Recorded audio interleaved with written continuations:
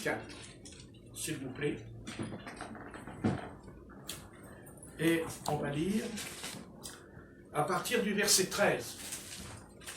Luc 24 et verset 13. Voilà. Quand tout le monde a trouvé, vous levez la main, dit j'ai trouvé. J'ai trouvé. Stéphanie n'a pas levé la main. J'ai trouvé. Tu es en retard. J'aime bien tant. C'est toi qui le dis. Luc chapitre 24 et verset 13. Qu'est-ce que nous dit ce passage de la parole? Et voici ce même jour, 2 disciples allaient à un village nommé Emmaüs, éloigné de Jérusalem de 70 stades.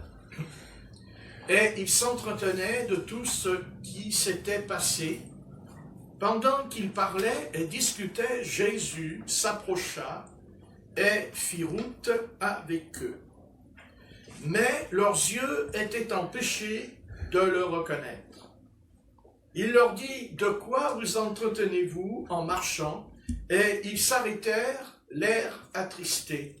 L'un d'eux, nommé Cléopas, lui répondit, « Es-tu le seul qui, séjournant à Jérusalem, ne sache pas ce qui est arrivé ce jour-ci? » Quoi, leur dit-il. Et ils lui répondirent ce qui est arrivé au sujet de Jésus de Nazareth, qui était un prophète puissant en œuvre et en parole devant Dieu et devant tout le peuple. Et comment les principaux sacrificateurs et nos magistrats l'ont livré pour le faire condamner à mort et l'ont crucifié. Verset 21. Nous espérions que ce serait lui qui délivrerait Israël, mais avec tout ceci, voici, le 3e jour que ces choses se sont passées. Il est vrai que quelques femmes d'entre nous nous ont fort étonnés, s'étant rendues de grand matin au sépulcre. Et n'ayant pas trouvé son corps, elles sont venues dire que des anges leur sont apparus et ont annoncé qu'il est vivant. Quelques-uns de ceux qui étaient avec nous sont allés au sépulcre et l'ont trouvé les choses comme les femmes l'avaient dit, mais lui, ils ne l'ont point vu. C'est normal. S'ils avaient cru, eh bien, ils auraient compris pourquoi ils ne l'ont pas vu. Parce qu'il était ressuscité des morts. Verset 25. Alors Jésus leur dit, « Ô homme !» Et c'est là que c'est intéressant. C'est là qu'il faut bien essayer de comprendre ce que le Christ va dire après sa mort. Alors Jésus leur dit, « Ô homme sans intelligence et dont le cœur est lent à croire tout ce qu'ont dit les prophètes, ne fallait-il pas que le Christ souffre ces choses et qu'il entre dans sa gloire? Et commençant par Moïse, par tous les prophètes, il leur explique dans toutes les Écritures ce qu'il le concernait. Lorsqu'ils furent près du village où ils allèrent, il voulut aller plus loin, mais ils le pressèrent en disant, « Reste avec nous, car le soir approche, le jour est sur son déclin. » Et il entra pour rester avec eux. Pendant qu'ils étaient à table avec eux, il prit du pain, après avoir rendu grâce, il le rompit et leur donna. Alors leurs yeux s'ouvrirent et ils le reconnurent, mais il disparut devant eux. Ils se dirent l'un à l'autre, « Notre cœur ne brille-t-il pas au-dedans de nous lorsqu'il nous parlait en chemin et nous expliquait les Écritures. » Amen. Amen. Amen. Donc, nous avons ici une rencontre avec Jésus. Ils vont rencontrer Jésus, mais ils ne savent pas que c'est Jésus. C'est intéressant.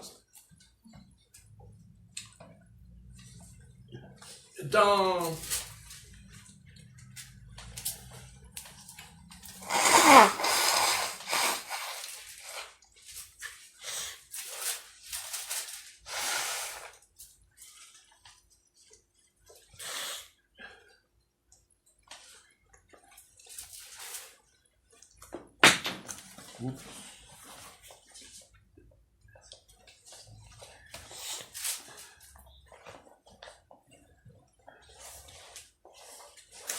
Dans cette histoire, il y a un autre passage qui nous explique que Jésus leur expliqua les Écritures, mais ils ne comprenaient pas. Ils ne comprenaient pas ce que le Seigneur leur disait. Ils ne comprenaient pas. Et le texte dit, Dieu leur ouvrit, c'est-à-dire le Seigneur leur ouvrit l'esprit et l'intelligence. Le Seigneur leur ouvrit l'esprit et l'intelligence. C'est là justement que les choses vont justement arriver à comprendre. Vous voyez, quelqu'un parmi nous peut venir pendant des années ici et elle écoute la parole, cette âme écoute la parole, elle croit dans la parole, mais son esprit, son intelligence s'est fermée. Je parle non pas de l'intelligence humaine, mais je parle de l'intelligence spirituelle. Et Jésus va ouvrir l'intelligence, va ouvrir leur esprit pour qu'ils comprennent les Écritures. Amen.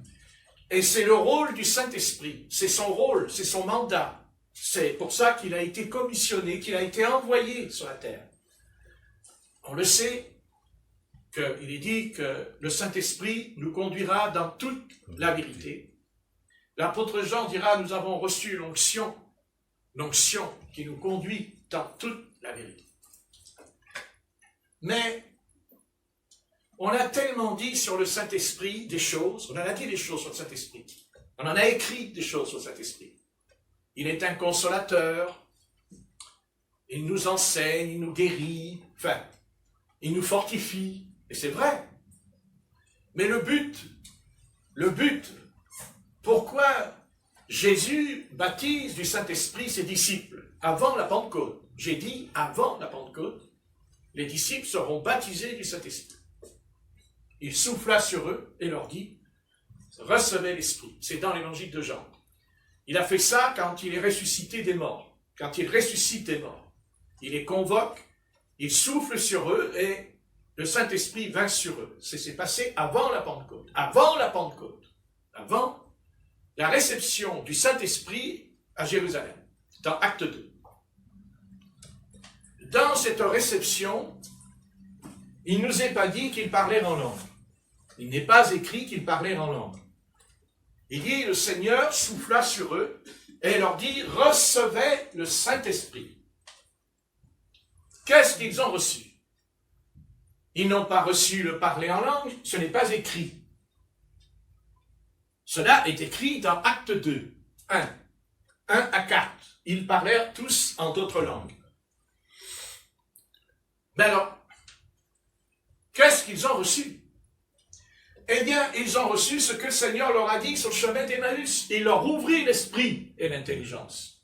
Et le travail, l'œuvre du Saint-Esprit en nous, c'est d'ouvrir notre intelligence et notre esprit pour comprendre Dieu. Amen. Car personne ne peut comprendre Dieu si le Saint-Esprit ne lui ouvre pas l'intelligence, ne lui ouvre pas l'esprit. Et vous pouvez enseigner toute la théologie, tout ce qui est théologique dans la Bible aux âmes. Mais si l'esprit ne vient pas leur ouvrir l'intelligence et l'esprit, il ouvre notre esprit. Dieu ouvre notre intelligence parce qu'elle est malade à cause du péché. Elle est atteinte de ce virus terrible qui est la mort. Je parle de la mort spirituelle. Il y a la mort corporelle et il y a la mort spirituelle. Et quand le Seigneur nous a parlé, on s'en est pas rendu compte, mais nous sommes nés de nouveau. Amen. Et nous sommes nés de nouveau parce que le Saint-Esprit nous a ouvert l'esprit et l'intelligence. Mais il ne nous a pas ouvert l'esprit vers Satan. Le Saint-Esprit n'ouvre pas notre esprit vers Satan. Le péché, quand je pratique le péché, j'ouvre mon esprit, j'ouvre mon âme à Satan. Je dis à Satan, entre dans ma vie, comme il a fait avec Judas. Satan entra dans Judas parce qu'il était un voleur, parce qu'il prenait l'argent dans la bourse du Seigneur. À partir de là, Satan a pu entrer. Il n'entre pas dans l'apôtre Pierre, bien que l'apôtre Pierre a renié le Seigneur 3 fois. Mais il n'entrera pas, parce que l'apôtre Pierre n'est pas un voleur. Parce que Judas a violé. Il a violé les 10 commandements. Tu ne voleras point. Et il était juif. Il connaissait la loi. Et même le Seigneur l'a choisi et l'a introduit dans les apôtres. Il fut de lui dit l'apôtre Judas. Il est dit, il a eu part au même ministère que nous, dit l'apôtre Pierre. Mais Judas ne recevra jamais le Saint-Esprit. Il ne recevra pas le Saint-Esprit, jamais. Il ne le recevra pas. Et c'est pour ça que Satan entre. Parce qu'il n'a pas l'Esprit du Seigneur en lui. Il ne l'a pas. Vous me direz, mais alors, il a guéri des malades, il a chassé les démons. Oui, oui, c'est vrai. Le Seigneur appela 12 disciples, dont Judas l'Iscariote. Acte 10, verset 1. Judas est le 12e apôtre. Il est le 12e apôtre, le dernier. Et c'est lui qui sera expulsé du groupe apostolique. Parce qu'au fond de lui, il y a le péché. Si nous acceptons, si nous tolérons un péché, même s'il est tout petit, bien que je ne suis pas sûr qu'il y ait de grands et de petits péchés, mais il y a le péché tout court. Et qu'est-ce que c'est le péché? Le péché, c'est quand on a violé les 10 commandements. Le péché, c'est quand on a violé la loi de Dieu sur le mont du Sinaï. J'ai péché parce que j'ai violé les commandements de l'Éternel. Et nous avons tous péché parce que Paul dit dans l'Épître aux Romains, nul ne cherche Dieu car ils sont tous dans le péché. Nous sommes nés dans le péché. Je ne suis pas pécheur parce que je pêche, je suis pécheur parce que je suis né dans le péché. C'est la racine de la naissance de mon père et de ma mère et de mon grand-père, de mon arrière-grand-père jusqu'à Adam en Éden. Le péché, c'est ce que Dieu ne voulait pas que Adam fasse. Dieu a tout fait pour dire à Adam, ne va pas dans le péché, ne pêche pas, ne va pas dans le péché. Dieu a renouvelé ce commandement. Il dit à Caïn, le péché couche à ta porte, mais toi domine sur lui. C'est toujours la même histoire. Dieu dit à Saül, ne viole pas le commandement. Il désobéit à l'Éternel en offrant un sacrifice avant que Samuel, il n'a pas attendu que le prophète vienne. Samuel lui a dit, n'offre rien en sacrifice, attends que j'arrive. Quand tu arriveras, tu offriras un holocauste. À 2 reprises, il a désobéi. C'est le péché. Le péché, c'est la désobéissance à l'esprit du Seigneur. Amen. Dieu ouvre l'esprit et l'intelligence aux disciples sur le chemin d'Emmaüs. Il leur ouvrit l'intelligence, il leur ouvrit l'esprit, ils comprirent la parole, ils comprirent l'écriture, parce que le Saint-Esprit leur a ouvert l'intelligence. Et ce soir, mes bien-aimés, vous ne comprendrez jamais ce livre si le Saint-Esprit ne descend pas sur vous pour vous ouvrir l'esprit et l'intelligence. Alléluia. Alléluia. Dieu veut ouvrir notre esprit. Dieu veut ouvrir notre intelligence. Dieu veut nous faire comprendre. Et c'est pour ça que Satan est un grand séducteur. Et si Satan doit séduire quelqu'un, ce n'est pas les nations. Satan, en réalité, ne séduit pas les nations. Satan séduit l'Église. Il entraîne l'Église dans des manifestations surnaturelles. Pourquoi? Parce que Satan, quand il se manifeste, il peut ouvrir votre esprit, mais il n'ouvrira jamais votre intelligence. Jamais. Satan attaquera toujours notre intelligence. Il détruira notre intelligence parce qu'elle est seule capable de discerner ce qui vient de Dieu et ce qui ne vient pas de Amen. Dieu. Amen. Alléluia. Alléluia. Le Seigneur ouvre notre intelligence pour comprendre la Bible, mais il ouvre mon esprit. Pourquoi? Parce que Dieu veut réveiller mon esprit. Dieu ne veut pas que mes pensées dorment, car quand on dort, on ne le sait pas. On sait qu'on a dormi quand on s'est réveillé. on dit « j'ai dormi ». Mais personne ne peut dire à quelle heure je me suis endormi. Personne ne peut dire à quel moment je me suis endormi le soir. Mais je m'endors. Seul le matin, je constate que j'ai dormi puisque je me réveille. Et c'est pareil pour l'Église. Église, tu dors. Et tu ne le sais pas parce que justement tu dors. Et le Saint-Esprit, seul le Saint-Esprit, et pas le Saint-Esprit seulement, la puissance du Saint-Esprit, la puissance de Jésus peut me réveiller. Parce que Jésus est ressuscité des morts. Parce que Jésus est ressuscité, il est vivant. Il est vivant. Parce que le Saint-Esprit a rendu Jésus-Christ vivant. Qui a ressuscité Jésus-Christ? Le Saint-Esprit. Le Saint-Esprit a ressuscité Jésus-Christ. Amen. Car il est écrit, tu n'as pas permis que ton sein voie la corruption. L'Esprit Saint est descendu dans le séjour des morts. Il a fait remonter le Fils de l'homme. Et c'est pour ça que le Christ a dit, je vous baptiserai de feu et d'esprit, pour que nous puissions être équilibrés, être rassurés. Car vous voyez, si nous ne recevons pas ce baptême dans le Saint-Esprit, nous ne serons jamais rassurés. Et nous ne serons jamais sécurisés. Ce n'est pas vrai. Parce que seul le Saint-Esprit, Dieu, est clair à ce sujet. Et d'ailleurs, il le dit. L'Esprit de Dieu planait au-dessus des eaux. L'Esprit de Dieu planait.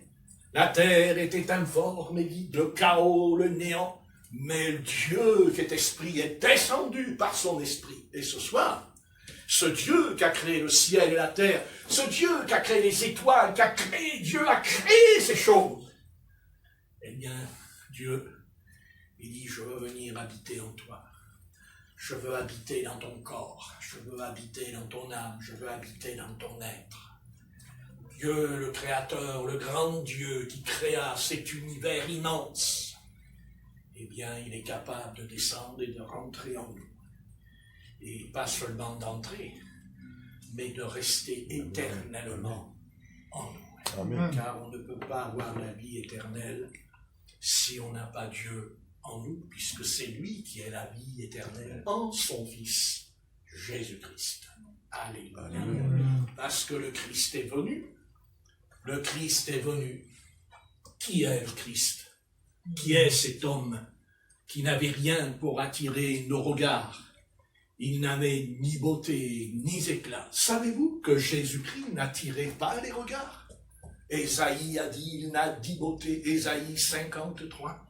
Eh bien, sachez que Jésus qui était assis, peut-être sur un banc à Jérusalem, Jésus qui allait dans un parc, qui était assis, allongé sur l'herbe, des milliers des fils d'Israël sont passés à côté de lui. Ils n'ont même pas fait attention à lui, car c'est écrit, il n'avait ni beauté, ni éclat pour attirer nos regards. Et pourtant, quand il ouvre la bouche, alors il commença à enseigner. Et le Père qui était en lui a commencé à parler. Vous voyez, le corps, beaucoup se disent, ah, le Christ. Le Christ, c'est une superstar, n'est-ce pas? Le Christ avec les cheveux longs, la barbe, viril comme dans la peinture là du tableau. C'est pas vrai, bien-aimé. Ce n'est pas vrai. C'est faux. Ça, ce n'est pas le Christ. Non. La Bible dit que Jésus, mon maître, votre maître, n'avait rien pour attirer nos regards. C'est écrit, Jésus était un charpentier. Jésus était comme vous, toi, sur ta chaise. Quand tu pars au travail, tu es insignifiant dans la rue. Jésus ne ressemblait pas au président de la République. Jésus n'était ni un roi, ni un seigneur. Il était un homme, comme nous. Mais nul homme n'a parlé comme cet homme. Et c'est là la ruse de Satan.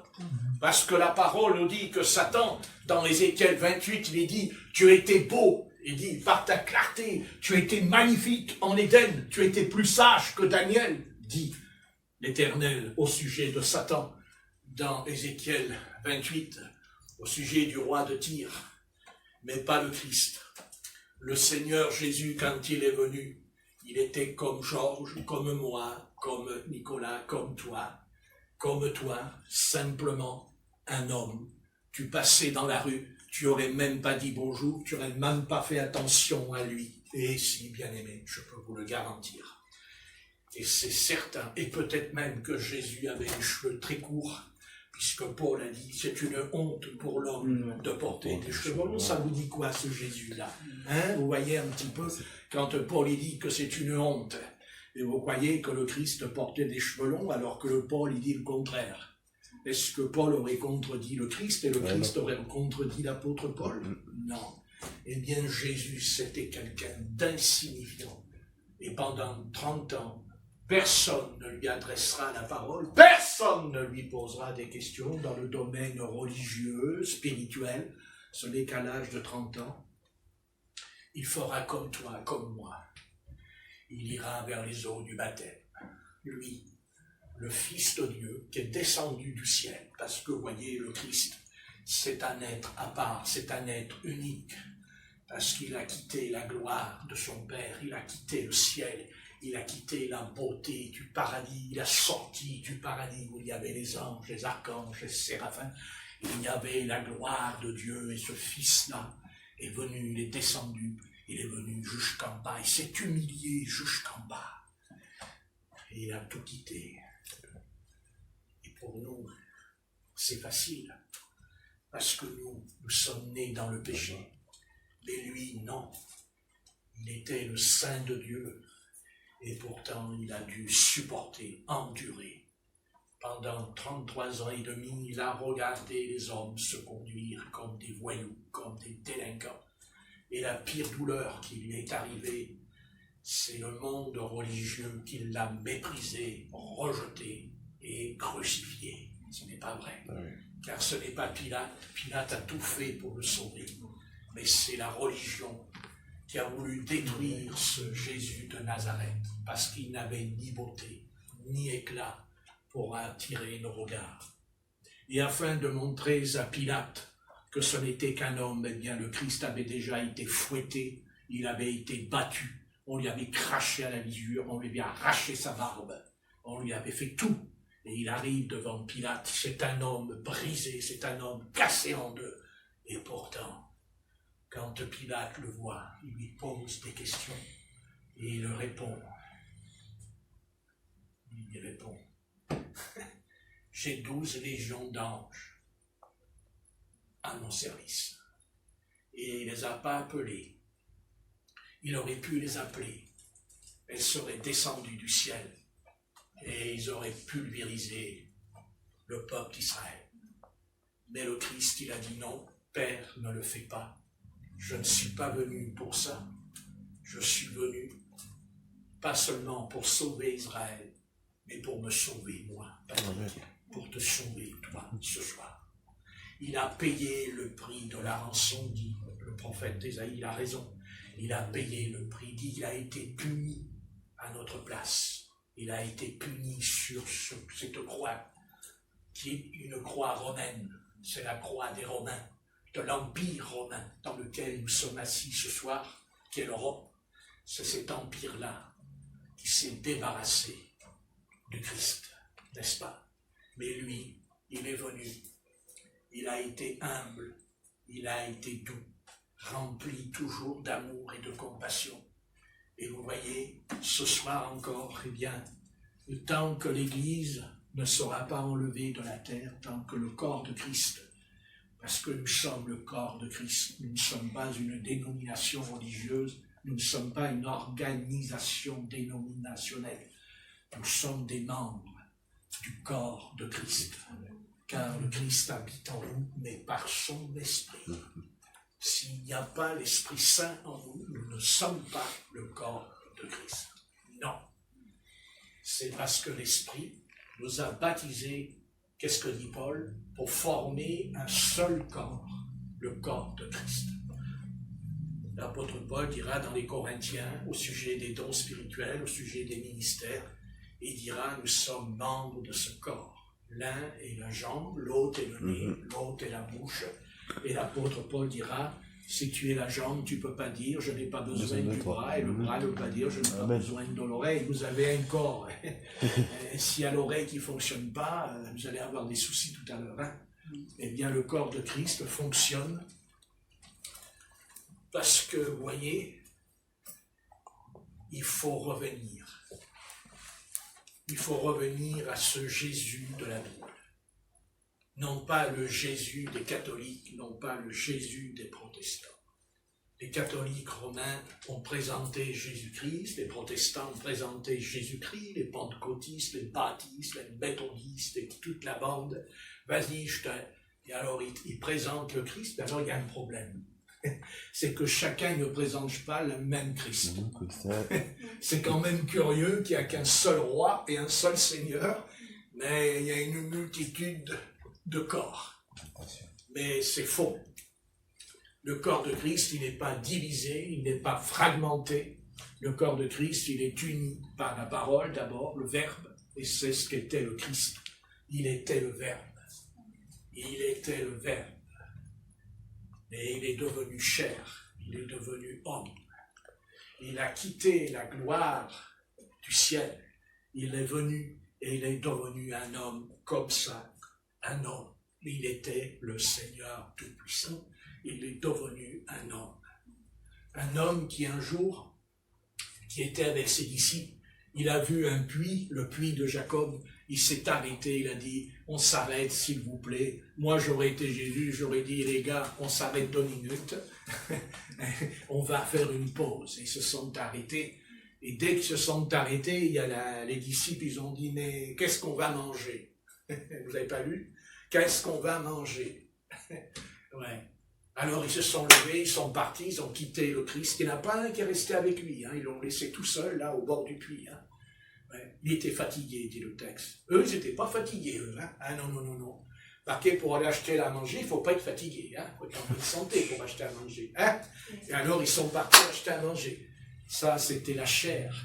Ça, c'est la chair, c'est les biens terrestres, le monde, mais pas le Christ. Lui, le Christ, il est resté. Et pourquoi il est resté, le Christ?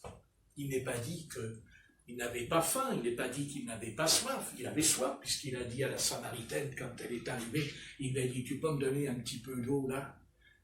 Ta couche. Oui. Hein? Mais pourquoi? Mais parce que le Seigneur Jésus, Jésus de Nazareth, il n'est pas venu simplement pour sauver le monde. Il est venu pour sauver ton âme. Et il est venu pour elle. Et ce jour-là, il n'a pas tenu compte de ce qu'il avait faim, de ce qu'il avait soif. Il n'a pas fait passer ses besoins terrestres. Il a d'abord pensé au salut de cette Samaritaine. Amen. Il a dit, je vais sauver cette femme. Et toi, ce soir, le Christ, il veut te sauver si tu n'es pas sauvé. Et si tu es sauvé, le Christ, il va te dire une chose. Quand les disciples ont dit au Seigneur, dis donc Seigneur, t'as pas faim? Et vous lirez, t'as pas faim? Et il a répondu, ma nourriture, c'est pas de manger les commissions que vous avez fait à Casino au Présunique. Non. C'est de faire la volonté de celui qui m'a envoyé. C'est pareil, de mon Père Céleste. Amen. Est-ce qu'on en est arrivé là? Est-ce que nous avons assez d'amour pour mettre de côté nos affaires personnelles, nos affaires terrestres? Est-ce qu'on est capable de mettre de côté pendant quelques instants nos affaires jusqu'à la nourriture? Parce qu'il y a une âme à sauver. Et ça montre par là que vraiment le Christ est venu pour nous sauver. Amen. Ça veut dire que l'enfer doit être un lieu de terrible. Ça veut dire que l'enfer, c'est un endroit terrible. Il n'y a pas de mots. On ne sait pas. Et on ne le saura pas parce que grâce au Seigneur, on n'ira pas dans cet endroit damné. Mais si le Christ a quitté la gloire, lui qui était dans la gloire, il est devenu homme pour boire, pour manger, un simple homme. Eh bien, croyez-moi, mes amis, c'est que certainement, cet enfer, cet endroit doit être terrible.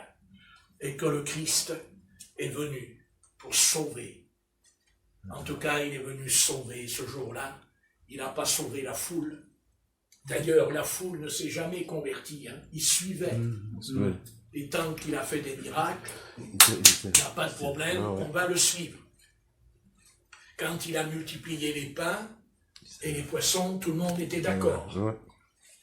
Mais quand il a dit, celui qui boira mon sang et qui mangera ma chair, et la Bible dit qu'il n'y avait plus personne, et même les 70 disciples là, qui avaient chassé les démons, ils ont disparu de la circulation. Et pourquoi? Parce que leur esprit était fermé, leur intelligence était fermée. Voilà, c'est là-dessus que je voudrais, voyez, c'est pareil pour vous, c'est pareil pour ma vie. Je ne peux pas comprendre ça. Je dois dire Saint-Esprit tous les jours. Et d'ailleurs, on ne fait jamais cette prière. Non. Eh bien, on devrait prier tous les jours. Père Céleste, ouvre mon esprit et mon intelligence pour comprendre l'Écriture. Tu ramènes. Si vous le faites tous les matins, vous allez être surpris de voir que l'Esprit de Dieu va vous ouvrir votre intelligence et votre esprit. Et vous allez comprendre ce que dit le Christ. Parce que le Christ, on comprend ce qui est écrit. Mais derrière, il y a autre chose. Il y a quelque chose. Parce que la Bible dit, l'apôtre Paul dira, je vous dis un mystère, nous ne mourrons pas tous. Je vous dis un mystère. Tout le monde parle de l'enlèvement de l'Église parce que ça va mal. Mais l'enlèvement de l'Église, c'est un mystère. Et même le Fils ne sait pas à quelle heure il reviendra. Seul notre Père Céleste connaît le jour et l'heure que son Fils bien-aimé viendra dans les nuées afin d'enlever son épouse. Parce que la prophétie, parce que le Christ ne vient pas simplement pour nous enlever. Il vient parce qu'il y a les noces de l'agneau dans le ciel. Dans l'Apocalypse, il est parlé des noces de l'agneau. Et quand le Christ va venir nous chercher, nous allons aller aux noces de l'agneau. C'est-à-dire, il y a une grande table qui sera dressée dans le royaume des cieux. Et d'ailleurs, le Christ dira qu'on mangera, on boira avec Abraham, Isaac et Jacob. Vous voyez, on verra Abraham. On dira, Père Abraham, tu es Abraham? Il dira, et pourquoi veux-tu que je ne sois pas Abraham puisque je suis assis à côté de toi? Hein? Vous dites, c'est de l'illusion. Non, non, non, non, Dieu ne parle jamais en l'air. Dieu ne parle pas dans le vide, parce qu'il n'y a pas de vide chez Dieu. Parce que quand il y a le vide, eh bien Dieu le remplit. Et c'est pour ça qu'il est écrit, soyez remplis du Saint-Esprit. Alléluia. Alléluia. Soyez remplis de l'Esprit Saint. Gloire à Dieu. Parce que nous sommes nés vides. Parce qu'en nous, il y a le néant, il y a le vide, comme la terre, et dit, elle était informe et vide. Hein? Il y avait le chaos qui régnait dans l'univers. Comme nous, quand on est venu sur la terre, il y a le chaos en nous. On sombre vite dans la tristesse, on sombre vite dans la mélancolie, on peut être tourmenté d'un coup. C'est le chaos. Mais l'Esprit de Dieu, le Saint-Esprit, oh, alléluia, il vient quand je prie. Parce que le Saint-Esprit ne vient pas si tu ne pries pas. Mais non. Le Christ a dit, quand vous priez, dites notre Père qui est dans le ciel, dans les cieux.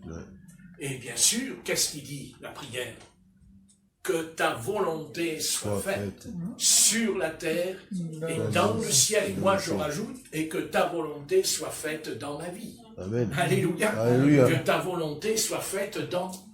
Voyez? Et quand le Christ est venu, c'est un être, c'est l'être le plus merveilleux qu'il y a jamais eu dans l'univers. Parce que, croyez-moi, c'est quelqu'un, vous savez, ce petit bonhomme-là, parce qu'il est dit qu'il faisait 1m65, Jésus, il n'était pas grand, vous savez. C'est pour ça qu'il dit ni beauté, rien. C'était un petit homme, Jésus de Nazareth. Il était simple, mais quelque chose. Ce quelque chose que lui, il avait. C'était pas un ténor, ce n'était pas un orateur, Jésus. Pas du tout. Non, il ne parlait pas comme le Sénat de Rome, Jésus, il nous parle des fruits, il nous parle de la vigne, il nous parle de la terre, il nous parle parce qu'il a vécu avec ces choses dans sa vie. Vous comprenez, c'est ça le Christ. C'est un homme simple, mais ce qui a fait de lui, c'est être à part. C'est parce qu'il a toujours dit, Père, pas ce que je veux, mais ce que tu veux. Non pas ma volonté, mais ta volonté. Voilà, bien-aimé, où le Christ va nous conduire ce soir. On va y arriver grâce au Saint-Esprit, grâce à l'intervention du Saint-Esprit. Car il est dit, je vous enverrai un autre consolateur, il prendra ce qui est à moi et vous le donnera. Et le Christ va nous conduire là, au pied de la réalité. Tôt ou tard, nous serons amenés comme lui, parce que le disciple n'est pas plus grand que le maître. Et tout disciple accompli sera comme son maître. C'est-à-dire qu'on court vers la perfection, dit l'apôtre Paul. Et la perfection, c'est quand on sera capable de dire « Seigneur, non pas ce que je veux, mais ce que tu veux. Amen. Je vais capituler devant ta puissance. Je vais t'obéir et me soumettre parce que tu es le maître et que tu es un maître qui est plein d'amour, mais en même temps, qui va redresser ce qui tourne par rond dans ma tête. Parce que, vous savez, le Seigneur, il dit qu'il a ouvert l'esprit, il a ouvert l'intelligence, mais un jour, l'apôtre Paul, n'est-ce pas, a été au bord d'une rivière, et il dit qu'il y avait là des femmes qui étaient en train de laver par terre, de linge, et à un moment donné, l'apôtre Paul a commencé à prêcher le Christ, et il dit que le Saint-Esprit a ouvert le cœur d'une femme. Et elle a dit à Paul, venez chez moi, venez dans ma maison, car ce soir, je ne vais pas prêcher un évangile intello. Non, je prêche l'évangile. Il ouvre mon intelligence, mais il ouvre aussi mon cœur à l'amour de Dieu. Il ouvre mon cœur à l'amour du Christ, parce que j'ai compris. Puisque mon intelligence s'est ouverte, j'ai compris que le Seigneur il m'aime et qu'il m'a aimé. Ah oui. Et Paul dira, il m'a aimé le premier. Oui. Et pourtant, il dit, je suis un avorton. Il dit, je suis la balayure du monde, dit l'apôtre Paul. Voilà l'amour de Dieu. Le Seigneur est venu pour ouvrir notre intelligence et notre esprit. Et c'est pour ça qu'on n'arrive pas à avoir la communion avec le Seigneur. Il y a un manque de communion, un manque de contact avec Dieu, parce que notre esprit, il est fermé, notre intelligence est fermée. Mais si tu pries, et si je prie, et que je dis, Seigneur, s'il te plaît, ouvre mon intelligence, ouvre mon esprit, alors Dieu va l'ouvrir. Et à un moment donné, qu'est-ce qui s'est passé? Eh bien, ils ont compris qu'en face d'eux, il y avait Jésus de Nazareth. Alors qu'ils ne le voyaient pas, ils étaient devant lui, et ils lui ont dit, mais tu penses ce qui s'est passé à Jérusalem tout à l'heure, vous avez vu, c'est formidable. Il dit, mais tu es le seul, il dit, tu es le seul. Le seul, c'était lui, le seul. Hein? Vous voyez, quand les yeux sont fermés, qu'est-ce qu'on peut être idiot et bête? Non, vous ne trouvez pas dans la phrase? Vous n'avez pas vu? Mais es-tu le seul? Mais le Christ, il est tellement humble. Hein? Ça aurait été un autre homme, il aurait dit, non, mais dis, c'est moi. Mais tu vois pas que c'est moi, tu parles de moi. Oh, Marseille, Marseille. Je vous réveille parce que je sens que ça dort. Hein? N'est-ce pas? Ah, quand un prédicateur il prêche, on ne sait pas pourquoi on a envie de dormir. C'est marrant ça. On a envie de dormir. On rentre à la maison, on allume la télé, on n'a plus envie de dormir. On vient à l'église, on écoute le pasteur. Ah, on a envie de dormir. Ouais. Pas besoin de prendre une tisane pour s'endormir. On écoute Patrick et d'un coup, dis donc, il y a le sommeil qui nous tombe dessus. Hein? On ne dort pas de la nuit. Et dès qu'on vient au petit tabernacle, on écoute le pasteur. Ah, j'ai sommeil! Marqué, je peux venir chez vous, hein, vous prêchez l'évangile au bord du lit, vous allez vous endormir, tu as une sonnerie. Vous avez vu, c'est incroyable. Ça. Moi, quand je prêche, j'ai un téléphone qui m'accompagne. On dirait que Dieu dit, c'est bon ce que tu dis, c'est bon, vas-y, continue. Enfonce le clou. Amen. Comme l'autre soir, le téléphone qui sonne, c'était pas mal. Ça. Il fallait le faire quand même. Hein. 2 fois. Il fallait le faire. Non, mais c'est écrit dans la Bible. Hein. Je serai accompagné de prodiges et de miracles. Miracle, téléphone. C'est peut-être simple, mais peut-être que c'est Dieu, on ne sait pas. On ne sait pas. Peut-être que Dieu, il met le doigt sur le téléphone. Il dit, mais pourquoi il sonne le téléphone? Il ne peut pas sonner avant, il ne peut pas sonner après. Hein? Il sonne au même moment qu'il prie, le pasteur. Il prêche, il ne sonne pas. Là, par contre, c'est différent ce soir. J'ai prêché, il a une petite sonnerie. Il a fait Amen. Amen. Il a dit Amen. Pas les chrétiens. Le portable. Le portable, pas les chrétiens. Oui, non. Les chrétiens, on ne les entend pas. Amen. Amen. Ah, ça y est. Ça y est. C'est que le peuple chrétien, lui, se réveille à 5 heures du soir. On ne part jamais. Oui, mais un jour, ce sera trop tard. Ah, faut pas me chercher. Bien aimé, ça vous va? Amen. Il y a des choses que vous avez un peu compris. Même si l'esprit ne vous a pas ouvert encore l'intelligence, vous avez un peu compris quand même. Hein? Non, mais c'est vrai, on ne fait pas cette prière. Et c'est vrai qu'on ne fait pas cette prière.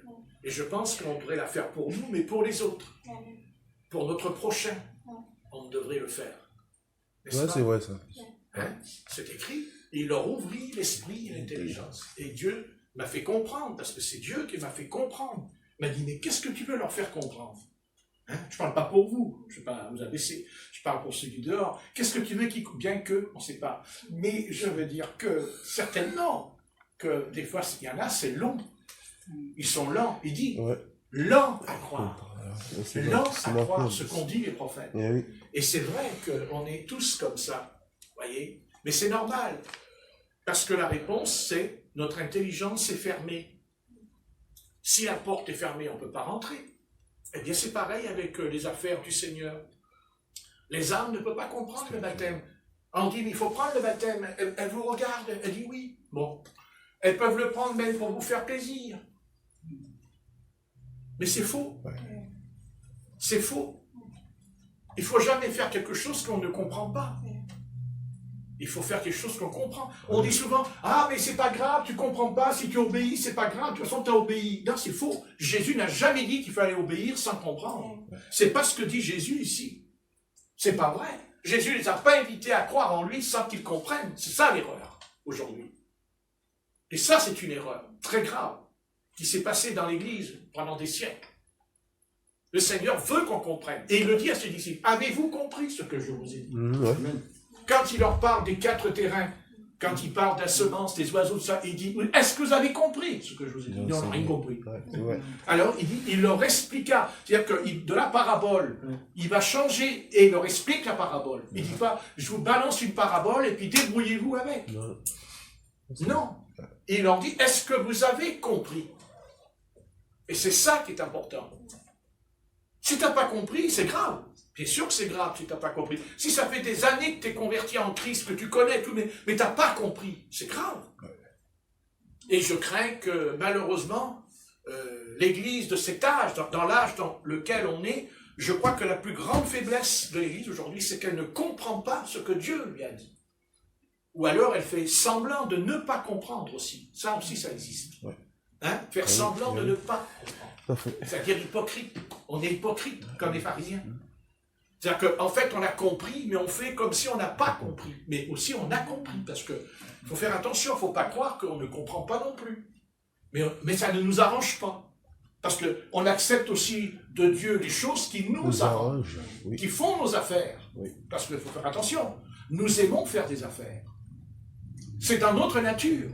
On ne va jamais dans un magasin acheter quelque chose en disant, voilà, j'ai vu le prix, c'est fini. Ce n'est pas vrai. Ce n'est pas vrai. On cherchera toujours à voir s'il n'y a pas un autre prix. Parce qu'on fait des affaires. Calcul. Qu'est-ce que tu disais, Nicolas? Calcul. Et oui, toujours, on calcule. D'ailleurs, on est des comptables. Mais Dieu aussi, il sait compter. Amen. Dieu, il sait compter. N'a pas l'air comme ça, le Seigneur, mais il sait compter. Il compte bien, le Seigneur, vous savez, il compte bien.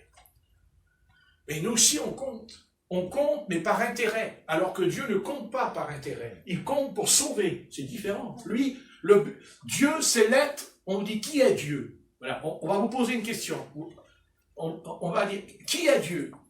Vous répondez, il est un sauveur. Là, vous regardez les gens, il y a un sauveur, c'est ça Dieu. Dieu, c'est un sauveur, oui. Dieu, c'est un sauveur. Et pourquoi j'aurais besoin d'un sauveur? Mais parce que tu es perdu. Ben, je suis perdu. Mais comment je vais? Mais oui, tu es perdu. Mais je suis perdu, mais je ne suis pas perdu. Si, tu es perdu. Mais tu es perdu. Ah ouais, tu es perdu. Ah oui, tu es perdu. Tu as besoin du salut. Qu'est-ce que c'est le salut? Ben, c'est de sauver quelqu'un. C'est comme les pompiers. Quand ils sauvent dans le Var, ils sont partis pour sauver. Ben, pourquoi ils ont été? Pourquoi? Pour faire du spectacle, pour passer à la télé le soir. Mais là, ils ne sont pas passés à la télé, ils ne sont plus là. Donc, ce n'est pas la télé qui les intéressait. Mais pour sauver. Eh bien, le Seigneur est un sauveur. Amen. Le Seigneur, c'est un pompier. Le Seigneur, c'est un médecin. Le Seigneur, c'est aussi un professeur. Le Saint-Esprit, c'est un prof. Il est là, il est présent. Oui. Mais seulement, nous ne faisons pas attention à lui. Parce que nous sommes distraits. Et c'est pour ça que Satan, dans ce siècle, le siècle de Satan aujourd'hui, son siècle à lui, parce qu'il a traversé les siècles. Il a traversé l'Antiquité, il a traversé le Moyen-Âge, il a traversé la Renaissance, il a traversé les années-lumière, il a traversé le temps, il traverse d'autres temps qu'est la fin. Mais oui, il traverse le temps. Mais aujourd'hui, quelle est l'arme? Qu'est-ce qu'il y a de particulier chez le malin aujourd'hui? C'est quoi? Et justement, c'est de nous distraire. Ouais. Il veut qu'on soit distrait. Si tu veux croire en Dieu, ça ne le dérange plus maintenant. Du moment qu'il a réussi son coup, et son coup, il l'a réussi. Il n'y a jamais eu la télévision à l'Antiquité. Il n'y a pas de télévision à l'Antiquité, il n'y a pas de télévision, ça n'existe pas au Moyen-Âge, la télévision. Ça n'existe pas, la télévision, au temps des rois. Vous vous rendez compte, si Louis XIV avait eu la télévision, vous imaginez, ça restait planté toute la journée devant. Il aurait fait pareil que nous. Ben, bien sûr. Pourquoi? C'est pour nous distraire. Oui. Mais il ne fait pas que nous distraire, Satan. Il nous suce, il nous pompe l'énergie de Dieu qui est en nous. C'est ça qu'on n'a pas compris dans cette église du XXe siècle. C'est parce qu'il sait quoi, Satan? Mais il sait que la Pentecôte, le Saint-Esprit est descendu sur la terre. Ça veut dire que ce soir, si je prie 1 heure, 2 heures, 3 heures, 4 heures ou plus, eh bien, la promesse va se manifester comme au temps de la Pentecôte. Et Satan va empêcher cela. Et comment? Eh bien, par des doctrines. Et voilà les églises avec leurs doctrines. La doctrine, la doctrine, la doctrine. Chaque église a sa doctrine. Eh oui. Mais n'a pas la doctrine des apôtres et des prophètes, par contre. Et la doctrine des apôtres, c'est quoi? Elle a commencé où, la doctrine des apôtres? Elle a commencé quand l'Esprit Saint est descendu dans la chambre haute. C'est là qu'il y a eu la doctrine apostolique, l'établissement du fondement de la parole apostolique. Et c'est quoi? Mais Dieu ne veut pas que j'ai une doctrine seulement. Je n'ai pas dit qu'il n'y a pas la saine doctrine. L'apôtre Paul dira à Timothée, prêche la saine doctrine. L'apôtre Paul dira à Tite, prêche la saine doctrine. Mais à quoi ça sert de prêcher la doctrine de Jésus-Christ si je n'ai pas reçu l'énergie, c'est-à-dire la puissance? Il dit, ils recevront une puissance d'égarement, c'est-à-dire une énergie qui les égare. C'est ça qui va venir avec l'Antéchrist. L'Antéchrist, il va donner de l'énergie, pas au monde. Il va donner de l'énergie à Rome. Il va donner de l'énergie à l'Église catholique romaine. Il va lui donner la puissance du dragon qui va cracher du feu en elle. Pas le feu que vous allumez dans votre cheminée. Le feu semblable à l'Esprit Saint. Il est le parfait imitateur. Il est l'art de l'imitation. Oui. Et c'est ça la séduction. C'est ça la séduction. Et c'est pour ça que si nous ne sommes pas baptisés dans le Saint-Esprit, si je ne suis pas, si tu n'es pas rempli du Saint-Esprit, écoute bien, ouvre tes oreilles, c'est ce que dit l'apôtre Jean, par le Saint-Esprit, que celui qui a des oreilles écoute, entende ce que l'Esprit dit à l'Église. Ouvre tes oreilles, Église. Satan va se manifester. Vous dites, c'est le virus, c'est les maladies, la pandémie. Non, non, non, non. La puissance de Satan, c'est quand il va venir et qu'il va guérir les malades. C'est quand il va faire des prodiges et des miracles, et qu'il va entraîner les peuples, les chefs d'État, les nations, et même les églises, il va les entraîner derrière lui. Et lui diront, règne sur nous. Parce qu'ils ne sont pas remplis de l'Esprit Saint. Si tu es rempli de l'Esprit de Jésus-Christ, tu ne pourras jamais suivre ce menteur qui va venir. Amen. Tu ne pourras pas obéir à cet imposteur qui va venir sur la terre et qui va dire « Je suis Jésus, Yeshua, le Messie ». À un tel point que même le peuple d'Israël va tomber dans le panneau et ils vont le suivre pendant 3 ans et demi. Ils vont le suivre et au bout de 3 ans et demi, le diable...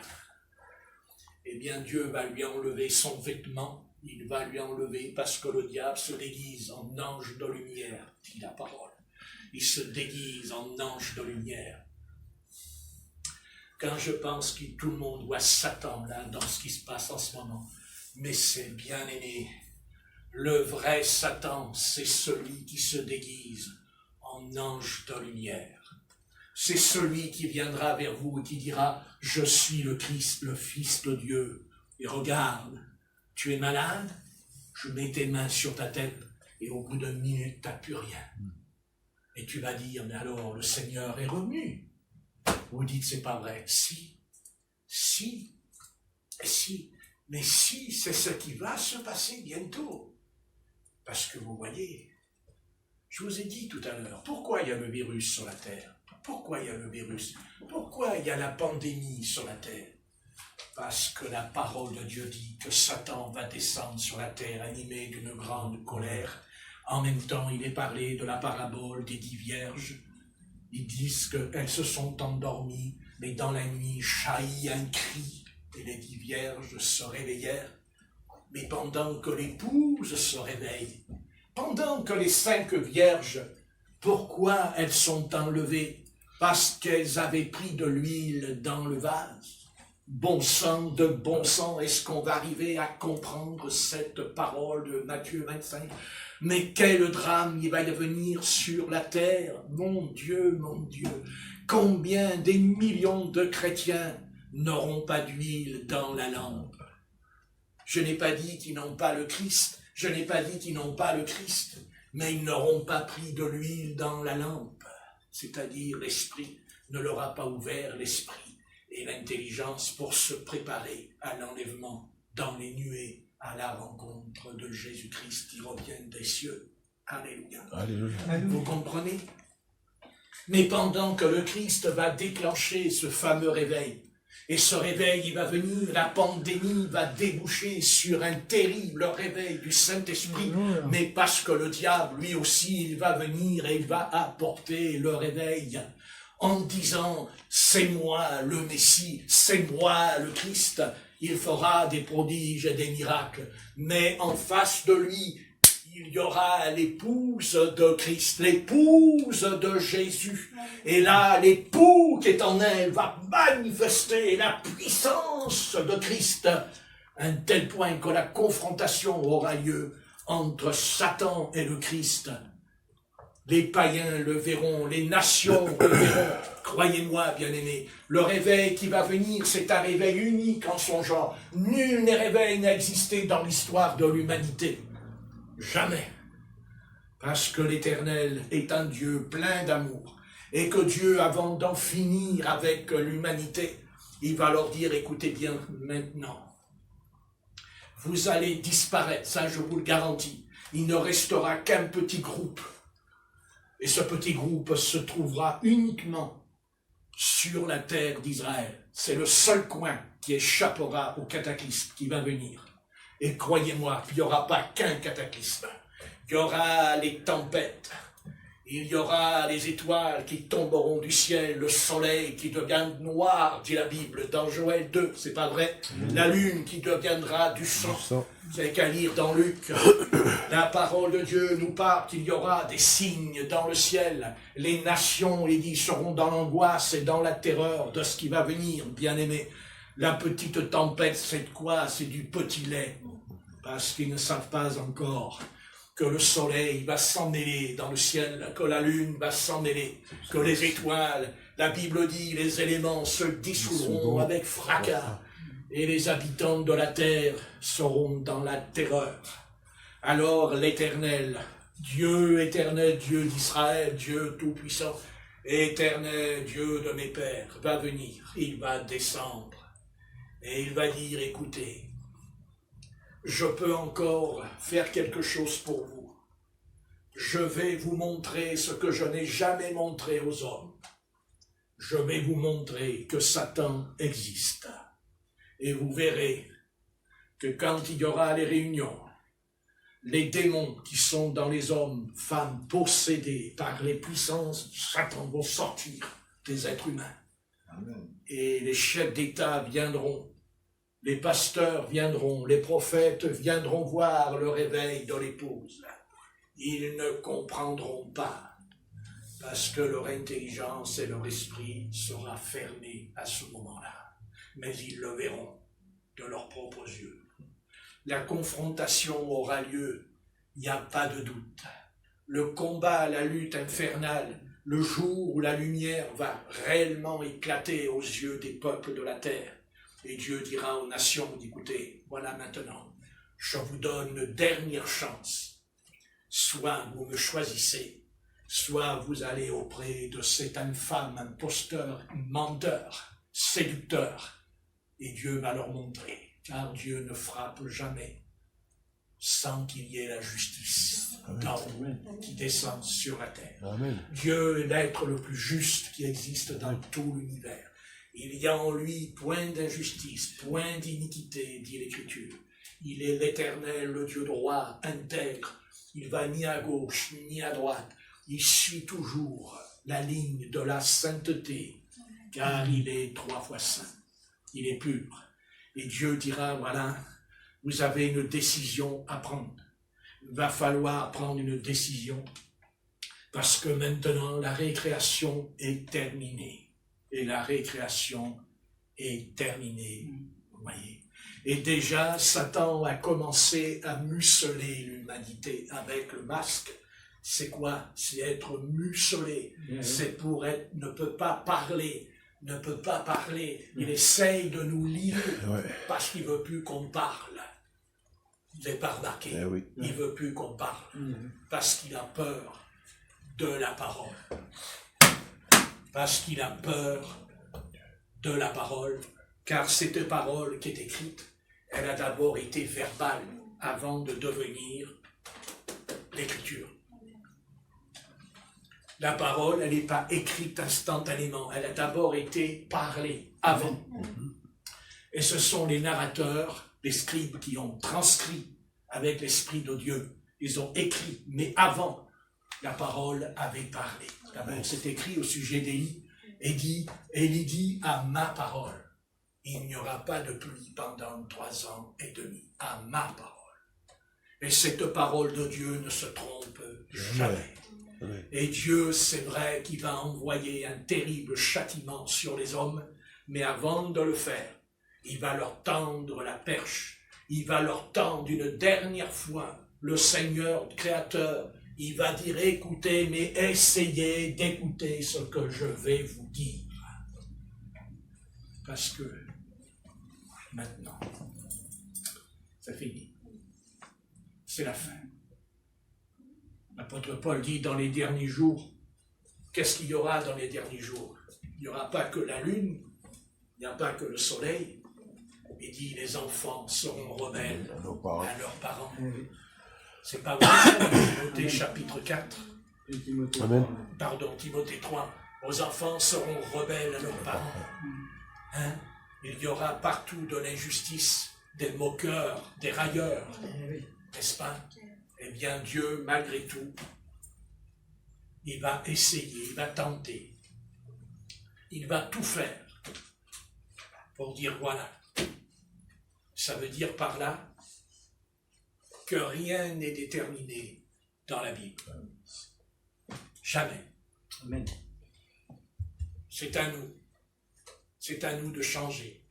C'est à nous de changer. Mais voulons-nous changer? Et même nous qui sommes convertis, croyez qu'on n'a pas besoin de changer? Amen. Vous pensez que nous sommes à la hauteur ce soir, vraiment, à 100%? Non, mais sincèrement, on a besoin que le Seigneur nous tire un peu les oreilles. Non? Amen. Pour nous dire, mais attends, tu pries 5 minutes par jour, t'as pas honte? Tu n'as pas honte de prier 5 ou 10 minutes par jour et des fois tu pries pas, t'as pas honte? Et tu crois que tu vas aller dans le ciel? Tu crois que tu vas rentrer dans le paradis?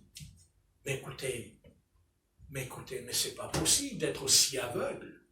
Parce que là, mon ami, tu es aveugle. Oh, chrétien, il faut que Dieu t'enlève tes écailles, te fasse tomber les écailles comme Paul sur le chemin de Damas. N'est-ce pas? Amen. Parce qu'il ne faudrait pas que tu entendes cette terrible parole. Retirez-vous de moi, je ne vous ai jamais connu. Bien-aimé, on n'a plus le droit à l'erreur. C'est fini. Vous saviez ça? Amen. On n'a plus le droit à l'erreur. Qui sommes-nous, d'après la Bible? Eh bien, nous sommes les ouvriers de la 11e heure, c'est-à-dire les derniers ouvriers de Dieu. Ceux qui travaillent, qui sèment, qui prêchent, qui prient, qui prophétisent, parce qu'on ne fait pas que prêcher. Il y a aussi la prophétie dans la Bible, les prophètes, n'est-ce pas? Voilà, il dit l'esprit de la prophétie dans l'Apocalypse. Hein? Donc le Seigneur veut se manifester, il va revenir vers nous à condition que nous soyons prêts.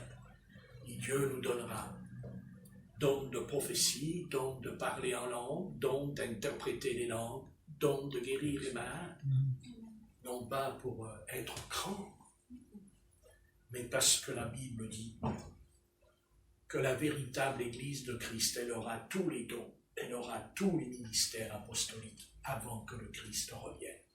Car Christ ne reviendra pas tant que cette Église ne sera pas restaurée, ne sera pas rétablie. Et je ne vais pas tomber dans le piège de ce groupe-là, que Dieu doit envoyer un messager pour préparer l'épouse. Le messager, vous savez qui c'est vous-même. Ce n'est pas le messager qui me prépare, c'est moi-même que je me prépare. Amen. Le messager, ce n'est pas un homme particulier. Tu es un messager. C'est toi qui dois annoncer le Christ. Ne rentre pas dans les complications. C'est pas la peine. À quoi ça sert? Les 7 sceaux, les 7 tonnerres et tout ça. Mon Dieu, où ils en sont arrivés? Ceux qui sont au courant de ce que je dis dans ma langue, où ils en sont arrivés ce soir? Eh bien, vous voyez, si j'ai pas compris les 7 sceaux, c'est pas grave. En tout cas, j'ai compris, je connais celui qui les a écrits, les 7 sceaux. C'est mon Sauveur Jésus-Christ. Amen. Et ça me suffit bien assez. Parfait. Et s'il vous plaît de me faire comprendre, eh bien, je l'ai dit tout à l'heure, il ouvrira mon esprit et mon intelligence. Et il me fera comprendre. Amen. Parce que nous avons ils sont pleins de brochures, là. Ils ont plus de brochures que de Bibles, d'ailleurs. Quand j'avais été à Krefeld avec l'apôtre Pierre, là-bas au fond, on y avait été tous les deux en Allemagne. À un moment donné, on arrivait devant une grande table. Il n'y avait même pas un Nouveau Testament. Il n'y avait même pas une Bible. Il n'y avait que des brochures. La table, elle partait de là jusqu'au bout, là-bas. C'est pas vrai. Il n'y avait pas une Bible dessus, pas une Bible. Qui on est pour enlever la Bible et la remplacer par des brochures? Je suis vraiment triste pour eux. Et ça les a menés où? Nulle part. Parce que quand on est avec Dieu, Dieu ne nous conduit pas nulle part. Il nous conduit quelque part. Amen. Alléluia. Alléluia. Quand un navire il part en mer, il ne reste pas en mer toute sa vie. Il va à un port. Non. Oui, tout à fait. Et quand il va à un port, il va suivre le vent qui souffle. Non? Oui. Je ne parle pas des navires aujourd'hui, je parle dans l'ancien temps. C'est le vent, Je vois. voilà, qui poussait le navire. Et bien sûr, le navire, il y avait le capitaine dedans, avec le gouvernail. Et ce n'est pas le petit marin qui tient le gouvernail, c'est le capitaine. Et notre capitaine, c'est le Christ. Alléluia. Et nous sommes le navire, n'est-ce pas? Amen. On navigue sur l'eau, c'est-à-dire le monde, c'est comme la mer dans l'Apocalypse. Et on est là. Mais le Seigneur, il est là. Et c'est ça qui compte. Amen. Il est là. Et que nous importe ce qui va se venir. Que nous importe qu'il y ait la pandémie, qu'il y ait tout ce que vous voulez qui va venir.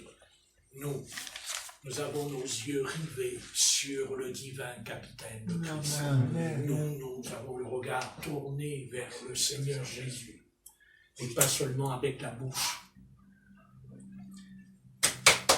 À genoux, Amen. devant lui, en disant, Maître, je te confie ma vie, Amen.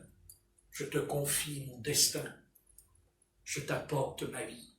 Seigneur, je te demande pardon parce que je reconnais que je ne suis pas digne de toi, que je ne suis pas toujours comme tu voudrais.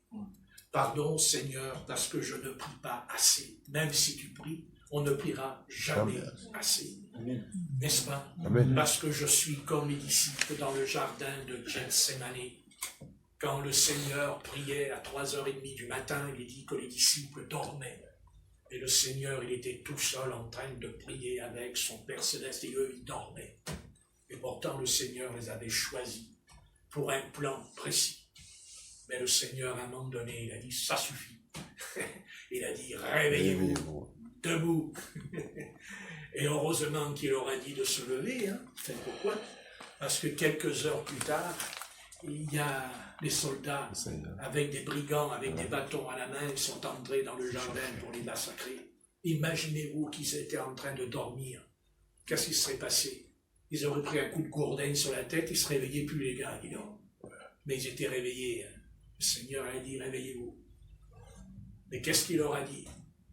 Il leur a dit, réveillez-vous, allez vous laver la figure avec un gant. Il leur a dit, priez, du blanc. Prends ça dans les dents, chrétien. Priez. Prends ça dans les dents, pasteur. Ah oui, parce qu'il faut que je fasse attention.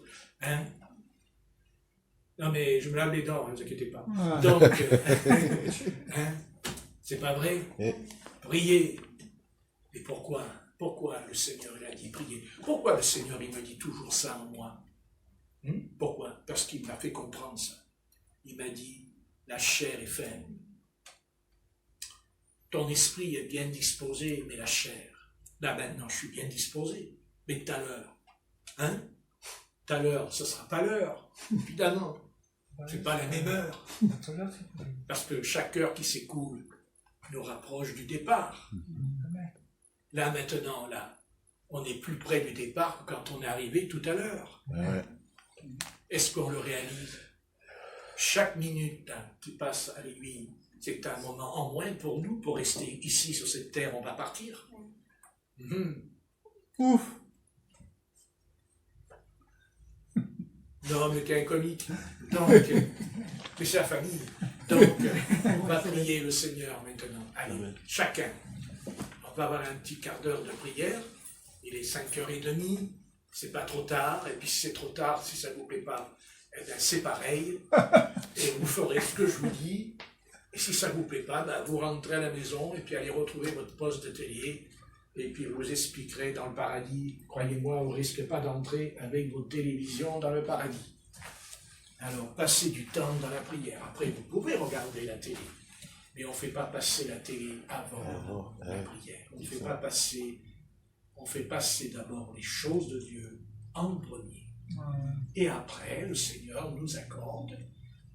Le Seigneur n'est pas là pour nous torturer l'âme, mais il aimerait tant qu'on se débarrasse de cette affaire et qu'on passe beaucoup de temps avec lui. Vous savez, je vais vous dire pourquoi on ne le fait pas. Je vous l'ai dit tout à l'heure. C'est parce qu'on n'entre pas dans la présence de Dieu. Alors ce soir, on va entrer dans la présence de Dieu. On va faire une réunion spéciale, d'accord? On va essayer là de se concentrer, de se mettre devant Dieu et de dire, Seigneur, écoute, je veux rentrer dans ta présence. Amen. Je veux entrer dans la nuée. Je veux entrer dedans. Et quand on sera dedans, vous savez ce qui se passe quand on est dedans? Vous ne me croirez pas? Moi, je le sais, je l'ai vécu plusieurs fois. On n'a plus envie d'arrêter de prier, on n'a plus envie, on pense même plus à manger. Et c'est vrai, parce qu'on rentre dans le mystère de Christ. Et là, qu'est-ce qu'on est bien? Et Satan dira, mais arrête-toi, ça suffit. Tu as déjà prié 1 heure, ça suffit. C'est ça qu'il dit, ça suffit. Parce que quand on fait ça, il est tourmenté. Il est tourmenté. Savez-vous ça, que Satan et les démons sont tourmentés quand on prie? Vous savez que l'enfer est en colère quand on prie. Vous savez ce qui se passe en enfer quand on prie? Vous savez ce qui se passe. Vous priez alors. Tout le temps. Parce qu'il se passe des choses quand on prie. Ne croyez pas que quand vous priez, il ne se passe rien. C'est pas vrai. Ça remue dans l'air quand on prie. Et c'est pour ça que Satan, il ne veut pas qu'on prie. Parce qu'il en prend un coup dans la tête. Ça lui fait mal. Il a horreur qu'on prie. C'est pourquoi? Parce qu'on n'est pas en train de l'adorer, lui. Non? Eh oui. Voilà. Eh bien, Seigneur, nous te remercions pour ce moment que nous avons passé ensemble dans l'amour du Seigneur, l'amour du Père, le Père Céleste et notre Père Céleste, qui est esprit et vie. Et c'est par Jésus-Christ, ton Fils, qui est la parole, qui est le Verbe, c'est-à-dire le Verbe, c'est la voix, c'est la langue de l'Éternel qui est en lui. Comme nous avons une langue, sans elle, on ne pourrait pas parler. C'est par la langue que je parle. C'est elle qui me permet d'exprimer les mots, le verbe. Et comme dira l'apôtre Jacques, attention que votre langue ne puisse pas faire des médisances, parce que il est dit qu'aussi c'est l'enfer. La langue, c'est la géhenne. Seigneur, tu vois tout ce qui se passe sur la terre des hommes. Nous sommes mêlés à l'histoire de l'humanité. Nous sommes nés et nous sommes venus dans ces derniers jours. Ta parole nous dit que Jésus dira à ses apôtres et dira, les rois et les prophètes auraient voulu voir ce que vous voyez quand il est venu en son temps. Et je suis convaincu que les apôtres, s'ils étaient là, eh bien, ils seraient très joyeux de voir que nous avons atteint le but dont eux-mêmes ont parlé et qu'ils croyaient que ça allait s'accomplir de leur vivant. Mais non, ce n'est que 3000 ans plus tard que la parole du Seigneur se met en place. Voilà, nous sommes arrivés à la fin. Comme dit Paul, nous sommes dans les derniers jours et les signes accompagnent la prophétie, l'oracle. Et même, on a du mal à le comprendre en le voyant. Car si on avait compris, on se réveillerait. Amen. Et on se mettrait au travail. Alors, Seigneur, il est dit que quand tu étais dans le jardin de Gethsémane, il dit que ton âme travaillait. Ton âme travaillait, dit le texte, au sujet du salut. des pécheurs. Alors, Seigneur, fais que notre âme soit en bonne santé, et le reste viendra tout seul. Et même si nous avons des malaises, c'est vrai, si on a mal à la gorge, on a le nez qui coule, on a un peu de chaleur dans le corps, et ça, c'est l'homme pécheur, c'est le péché. On ne peut pas faire autrement. Mais on peut te demander ton aide, Amen. ton secours, Amen. ta visitation, ta présence qui est saine, la sainteté, car c'est là le problème. Seigneur, merci que tu nous as ouvert les